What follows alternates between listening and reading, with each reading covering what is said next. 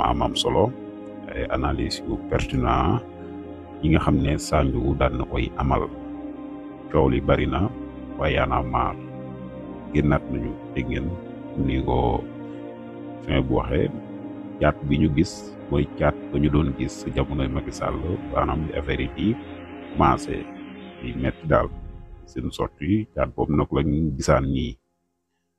génn nag def sortie attaque gouvernement bi coow li nag lenn képp la mooy loi amnistie bi nga xam ne nag ñoom dañu jàpp ne daal dañ koo bëgg a mujjee raxas daal bu mu seetlu ci mu xamle que ne ñoom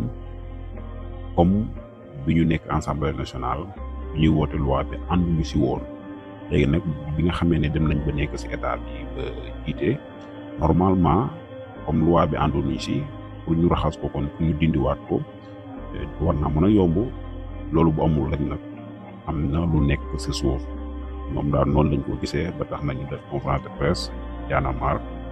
ngir nag taxaw temb jàmmarloog gouvernement bi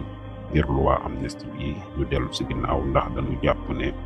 mbir yi dafa am loo xam ne mu ngi si biir te dañ koo war a xam maanaam daal ñi nga xam ne bokk nañ si mbir mi ngay jiite instant bi wala nga nekk si ancien régime bi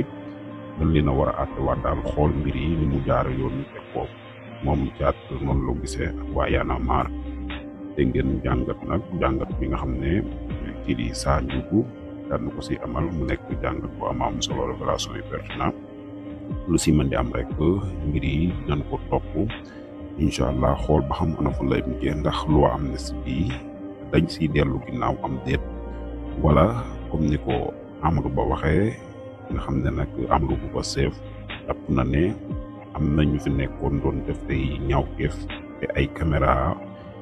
wane na leen lépp gis nañ leen ba bitim réew sax xam na ñooñu ñan la ñooñu nag ak lu mën di xew dañ leen di topp waaw muy noonu am ñu jàpp ne nag ñoom li ñu bëgg mooy raxas seeni militant ba ñu set wecci da pare nag lu ko topp ñeneen ku si mën di aw daal cool yi bari na su loi amnistie bi waaye daal ñu ngi ñaan lu mën di xew rek mbir yi lépp ku jeex si jàmm képp koo xam ne tax woon nga si laala nga si rek xool naka la yoon bi jëflante ak yow muy noonu